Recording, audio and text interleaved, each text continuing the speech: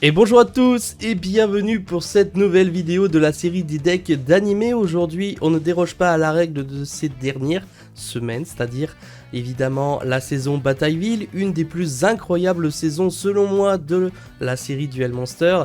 Évidemment, on va continuer sur les sbires de Marek, à savoir les fameux pilleurs de l'ombre. Et aujourd'hui, le deck du jour, ce sera Lumis et Umbra, ce fameux duo qui ont fait que 2 ou 3 duels de mémoire dans cette saison Batailleville, mais qui ont quand même marqué mais qui ont quand même laissé leurs traces sur cette série Duel Monster de par certaines cartes assez emblématiques, à savoir, vous savez, toute cette stratégie autour des masques qui ont été d'ailleurs jouées dans certains formats Yu-Gi-Oh! Bien plus tard, des stratégies un petit peu contrôle, empêchant l'adversaire d'attaquer, en faisant également des stratégies de burn, en infligeant donc des points de dommage d'effet par ces masques et par des cartes d'équipement. Donc du coup nous allons retrouver ce fameux deck, à savoir que les deux personnages sont réunis en un seul et même deck, puisque la plupart du temps ils jouent en duo. Du coup voilà l'intérêt de faire individuellement, il n'y en a pas.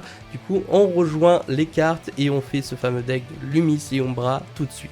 Mais bien sûr, comme d'habitude, n'oubliez pas de vous abonner, ça me ferait extrêmement plaisir de soutenir la série et tout simplement ce concept de vidéo en likant et en lâchant un petit commentaire pour me parler de tout et n'importe quoi sur la série Duel Monster.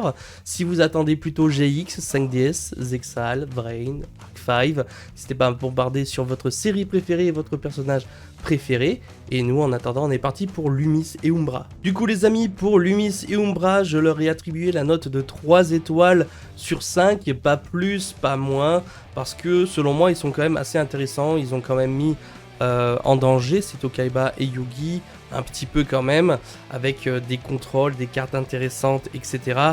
Ça vaut pas un 4 étoiles sur 5 parce que on voit que c'est quand même des duellistes un petit peu plus amateurs que la moyenne.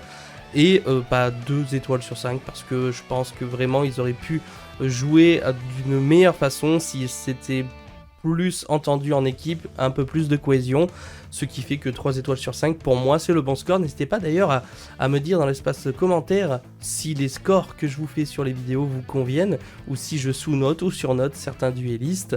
La saison, bien entendu, on est sur Batailleville. Au niveau du budget, c'est 20 € grand maximum. J'ai encore regardé vraiment à l'unité si vous prenez tout sur Card Market, etc. Bon, vous pourrez peut-être même en avoir pour moins que 20 €. En tout cas, il n'y a pas de grosses cartes qui cotent, tout a été quasiment réédité en commune ou n'est pas cher. Donc n'hésitez pas à vous procurer ce petit deck de Lumis et Umbra. Et enfin, bien sûr, j'oublie, mais la carte favorite de ces deux personnages et la seule carte un petit peu maîtresse de leur deck, tout simplement, c'est des Gardius, la bête masquée qu'on verra du coup durant cette vidéo. Allez, c'est parti pour ce deck de Lumis et Umbra. Alors, peut-être que certains ne seront pas d'accord quant à mon choix de cartes favorites pour le deck de personnages, puisqu'il y a quand même la bête masquée, la rituelle, qui est dans ce deck. Toujours est-il que personnellement, des Gardius, la bête masquée, est une des cartes les plus emblématiques. Il me fait énormément penser au gardien de la porte, avec un certain effet pour être invoqué, etc. Il faut grand ancien Tiki, Melchid là aux 4 visages, bref, il faut des trucs, ça reste quand même intéressant. On est parti du coup avec des Gardius qu'on jouera x2 pour ce deck de Lumis et Umbra. Nous avons ensuite le Noodoria, qui d'ailleurs est ultra utilisé en format Goth, qui est une très bonne carte. Nous avons l'Abysse étincelante, vous verrez d'ailleurs dans ce deck profile qu'il n'y a pas non plus énormément de monstres.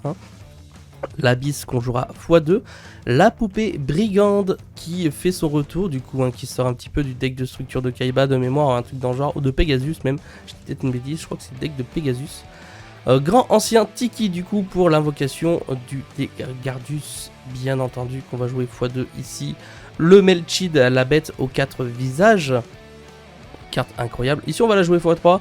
Je crois que le grand ancien Tiki, j'en avais que 2, mais sinon si vous avez la possibilité, bien entendu, n'hésitez pas à le jouer x3. Pour compléter d'ailleurs ces trios de monstres normaux. Alors on est vraiment sur des decks avec des monstres normaux, c'est assez rigolo. Gedo à 3 têtes. J'en ai même un en anglais. Et bien sûr, pour terminer le main monstre, nous avons la bête masquée qu'on jouera x2 ici, qui au final a quand même des stats moins impressionnantes que le Degardius. Donc pourquoi pas, en tout cas on garde. C'est une rituelle qui a également marqué énormément Duel Monster, qui était très dur à se procurer au tout début du jeu. En tout cas, toujours est-il que on est parti sur les magipièges de ce Lumis et Umbra. Let's go avec le blocage d'attaque, carte assez intéressante également, qu'on voit beaucoup, à mine de rien, dans ces débuts d'animé. Le tombeau du vide, carte cool également. L'élu, c'est une carte pareille qui sort un petit peu du lot, qui est dans Labyrinthe du Cauchemar de mémoire, que j'ai galéré un petit peu à retrouver. Je crois que celle-ci, c'est peut-être la seule carte qui peut vous coûter cher, et encore j'ai un doute. Aujourd'hui, peut-être que non. Nous avons Exorcisme, qu'on jouera x2 dans ce deck, le petit Monster Reborn, le pot de cupidité qui est bien sûr une des meilleures cartes de cette série Duel Monster, hein, évidemment. Je crois que dans GX, il y en a pas mal aussi avec Jaden. Les pots de cupidité, ça, voilà. Si vous voulez tout faire comme deck, c'est très cher. Nous avons bien sûr la malédiction de la bête masquée, l'invocation rituelle. Donc, bien sûr, on va en jouer 2, hein, ce qui est normal. Et nous passons bien sûr au masque. Ah, et oui. Alors, celle-ci, peut-être, je l'ai oubliée quand j'ai fait les stats. Je sais pas si elle avait été rééditée. Car de mémoire, il y a un des masques qui peut vous coûter cher. Mais après, le reste, c'est vraiment rien. Donc, masque de dissipation, en tout cas en super rare, LDC. Échange, bien entendu. Alors, échange, c'est plus ou moins... Voilà, c'est une autre carte de mémoire. Masque de brutalité, qu'on jouera x2. Masque de volonté et de jugement. Donc celles-ci ont été quasiment toutes, hein, de mémoire rééditées dans le speed duel. C'est pour ça que je pense que l'autre également. Masque du maudit, bien entendu, belle carte d'équipement. Par la suite, nous allons jouer quelques petits pièges pour compléter ce fameux deck avec la force de miroir. Masque de restriction, bien entendu. Et l'impulsion extrême. Pour terminer, masque de faiblesse, bien entendu. On essaye de multiplier les masques, qui est en fin de compte toute la mécanique de Lumis et Umbra, qui eux-mêmes se masquent pour leur duel. Et voilà les amis pour ce deck de l'animé de Lumis et Umbra. J'espère quand même que ce petit deck profile vous aura fait plaisir. Ça reste très rapide, un format assez fun. Je sais que beaucoup d'entre vous sont très contents de ce concept de vidéo. J'attends au niveau des stats peut-être un peu plus d'engouement. Peut-être que ça viendra, ou alors c'est Duel Monster qui n'attire pas trop. Peut-être qu'on aura plus de monde sur l'univers GX. En tout cas, j'espère pouvoir continuer cette série avec vous. Mine de rien, ça me demande beaucoup de temps, pas mal d'investissement, que ce soit financier ou au niveau du temps. J'en en gagne pas grand chose, donc vraiment j'espère que ça vous fait plaisir. J'ai passé 3-4 ans à tout réunir. Il y a à peu près 290 decks déjà construits chez moi, prêts à faire des vidéos, prêts à vous régaler. Et tout simplement prêt à vous faire gagner du temps si vous-même vous souhaitez les reconstruire à la lettre en fonction de l'animé, en respectant au mieux tout simplement ces animés.